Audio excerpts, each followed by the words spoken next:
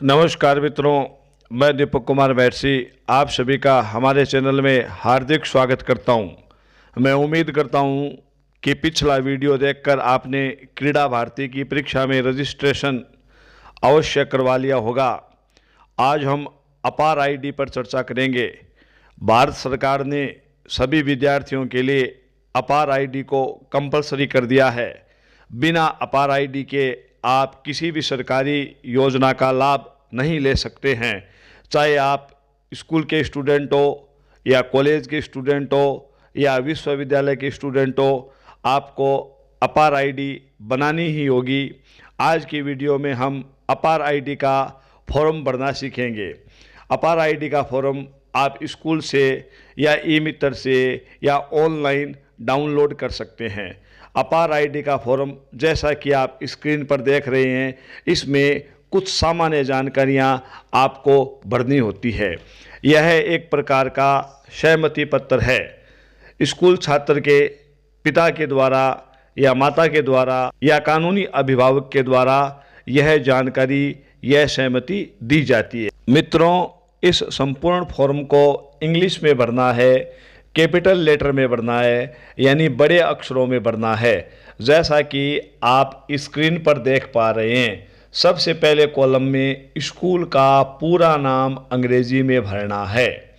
उसके बाद मैं वाले कॉलम में छात्र के पिता या माता या कानूनी अभिभावक का नाम लिखना है और उसी व्यक्ति का फॉर्म के नीचे हस्ताक्षर करने हैं। यानी ये फॉर्म माता पिता के द्वारा या कानूनी अभिभावक के द्वारा भरा जाना चाहिए, यानी उसका नाम यहाँ पे लिखना है।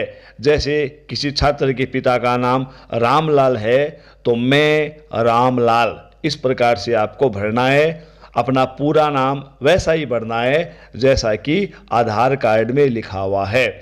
उसके बाद में उस विद्यार्थी का नाम लिखना है जिसकी अपार आईडी बनने जा रही है। इसके नीचे पहचान पत्र के रूप में आपको लिखना है आधार कार्ड, और वो भी अंग्रेजी भाषा में, कैपिटल लेटर में, यानी बड़े अक्षरों में इसको भरना है। इसके बाद फॉर्म भरने वाले पिता, माता या कानूनी अभिभावक के आधार नंबर भरने हैं। ध्यान रहे, छात्र के आधार नंबर यहाँ पे नहीं भरने हैं, विद्यार्थी के आधार नंबर नहीं भरने हैं, विद्यार्थी के पिता या माता के आधार नंबर भरने हैं, जो इस फॉर्म पे नीचे हस्ताक्षर करेगा। फॉर्म के नीचे की साइड में फॉर्म भरने की दिनांक भरनी है, अपने शहर का पूरा नाम भरना है और फॉर्म भरने वाले व्यक्ति को नीचे हस्ताक्षर करने हैं। ध्यान रहे, हस्ताक्षर आपको पूर्ण हस्ताक्षर करने हैं, वैसे ही हस्ताक्षर करने हैं जैसे कि आपने आधार कार्ड बनाते समय किए हैं या आप सामान्य रूप से बैंक में हस्ताक्षर करते हैं। मित्रों, यदि आपको मेरे द्वारा दी गई जानकारी पसंद आ रही है तो इस चैनल को तुरंत सब्सक्राइब कर दीजिए और इस वीडियो को लाइक करके ज़्यादा से ज़्यादा अपने मित्रों को शेयर कर दीजिए। अब हम बात करेंगे फॉर्म के नीचे का भाग जहाँ पे लिखा हुआ है मैं, उस भाग को स्कूल के द्वारा भरा जाएगा। अतः इस भाग में कोई भी जानकारी नहीं भरे। यानी आप देख पा रहे हो फॉर्म में नीचे एक लंबी लाइन खींची हुई है। इस लाइन के नीचे जो मैं लिखा हुआ है उसमें आपको किसी भी प्रकार की जानकारी नहीं भरनी है। उसके नीचे हस्ताक्षर भी लिखा है, उसमें भी आपको कोई भी जानकारी नहीं भरनी है। यह भाग विद्यालय के द्वारा यानी स्कूल के द्वारा भरा जाएगा। अब मित्रों, अपने फॉर्म को पलट लीजिए। जैसे ही आप फॉर्म को पलटोगे तो आपको फॉर्म इस प्रकार से दिखाई देगा जैसा कि स्क्रीन पे दिख रहा है।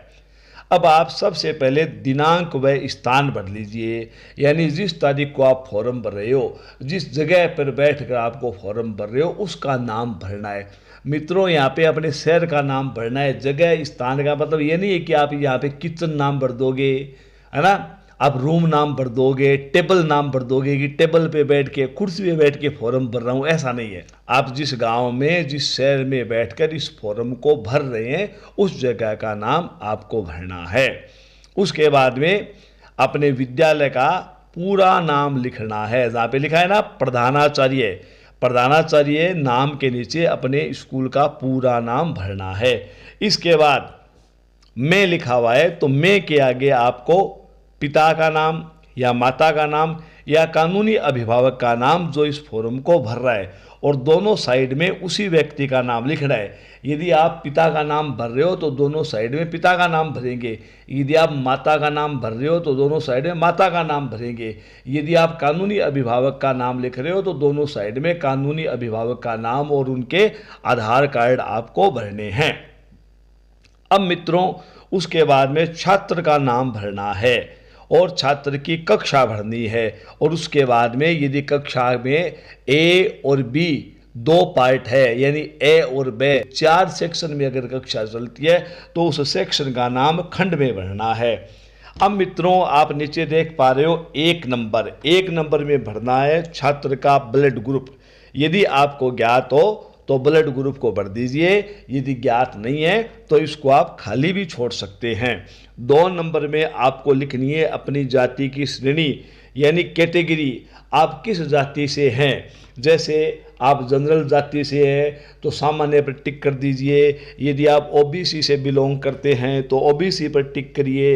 यदि आपके पास एससी का सर्टिफिकेट है तो एससी पे टिक कर दीजिए। यदि आपके पास एसटी का सर्टिफिकेट है तो एसटी पर टिक कर दीजिए। उसके बाद में यदि आप सामान्य जाति के हैं और आपके पास ईडब्ल्यूएस का सर्टिफिकेट है तो आप ईडब्ल्यूएस पर हाँ पर टिक कर दीजिए। यदि आपके पास ईडब्ल्यूएस का सर्टिफिकेट नहीं है तो आप ना पर टिक कर दीजिए। उसके बाद में 4 नंबर बिंदु आता है CWSN, यानी यदि छात्र विकलांग है, दिव्यांग है, किसी भी प्रकार से शरीर में कोई दिव्यांगता है, आपके पास कोई विकलांगता का प्रमाण पत्र है, तो उस प्रमाण पत्र के आधार पर आप कॉलम नंबर 4 को ध्यानपूर्वक भर सकते हैं। उसके बाद में कॉलम नंबर 5 में छात्र के पिता की उच्चतम शिक्षा लिखी है, यानी छात्र के पिता ने अंतिम क्लास कौन सी पढ़ी है। जैसे आपने बीए की है तो बीए लिख दीजिए। यदि आप 10वीं पास है तो 10वीं पास लिख दीजिए।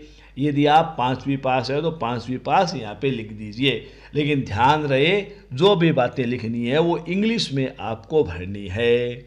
उसके बाद में यहाँ पे नंबर आता है आपका 6 में माताजी की अधिकतम शिक्षा लिखनी है, यानी मम्मी ने अधिकतम कौन सी शिक्षा प्राप्त की है, 5वीं 10वीं 12वीं बीए पोस्ट ग्रेजुएट जो भी उनकी शिक्षा है वो यहाँ पे भर दीजिए। उसके बाद में नंबर 7, यदि ये फॉर्म कानूनी अभिभावक भर रहा है तो उनकी अधिकतम शिक्षा यहाँ पर भरनी है। उसके बाद में कॉलम नंबर है 8। कॉलम नंबर 8 में छात्र व छात्रा की लंबाई व वजन भरना है। कॉलम नंबर 9 में विद्यार्थी के घर और स्कूल के मध्य की दूरी किलोमीटर में भरनी है, तो यहाँ पे आप अनुमानित दूरी भर सकते हैं। अंत में फॉर्म भरने वाले व्यक्ति के हस्ताक्षर करने हैं। जिस व्यक्ति ने ऊपर अपना नाम लिखा है उसी व्यक्ति को यहाँ पर हस्ताक्षर करने हैं। मित्रों, मैं उम्मीद करता हूँ कि आपको ये फॉर्म भरना पूर्ण रूप से समझ में आ गया है। मित्रों, यदि आपको फॉर्म भरने में किसी भी प्रकार की समस्या का सामना करना पड़ रहा है, आपके सामने कोई प्रॉब्लम आ रही है, तो इस वीडियो के कमेंट बॉक्स में कमेंट करके उस समस्या का समाधान बिल्कुल निःशुल्क आप प्राप्त कर सकते हैं।